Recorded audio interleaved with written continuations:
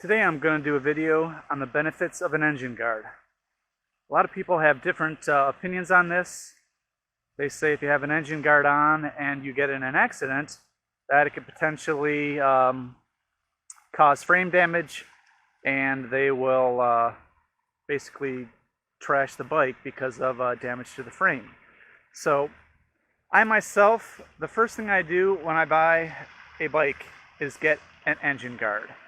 Now, if one was to look at this bike right now, they would think that it is in good shape, that there's nothing wrong with it. However, if you look closely, you will see that unfortunately that's not the case. I really didn't want to have to make this video, but unfortunately I have had an accident, and so I'm going to show you the benefits of an engine guard. As you can see, I went down on the right side, and my engine guard was bent back underneath this, and I could not even use my brake. I had to take a 2x4 and smack my engine guard back just so I could ride it. You can see underneath a little bit of the damage, and you can also see my pipes got hit. I went down in gravel.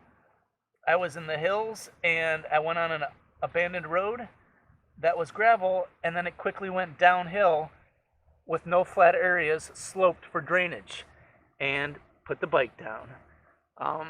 So I wanted to give you the reasons why I use an engine guard. One, there's two types of engine guards: the old school style that comes out and goes around, or they have the newer ones, which is the mustache, where you can put your feet on the pegs there. I prefer the newer style because I like to have my feet up on long trips, and this allows me to do that. And it's a little bit more retro. Even though I went down, the damage is minimal. My windscreen, small scratches on my mirror, and then obviously the engine guard, a little bit of damage underneath. However, I could touch that up. And then my pipes. Now, the nice thing about the pipes is that it's the heat shields. So the heat shields can be replaced very cheaply. So if you look at this damage on my bike, you would think it's very minimal, but it's a Harley. The damage on this bike, the estimate is $3,000. That's if I put it in because of the labor and the expensive parts. However, if I would not have had my engine guard, my engine would have probably hit the cement or the gravel. Definitely my air breather, all my pipes, and my tank. Even possibly my forks.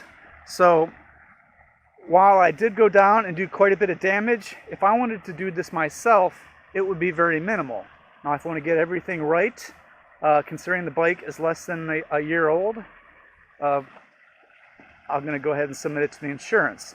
You can also see that my saddlebag, the saddlebag got hurt right here where it got hit by the gravel.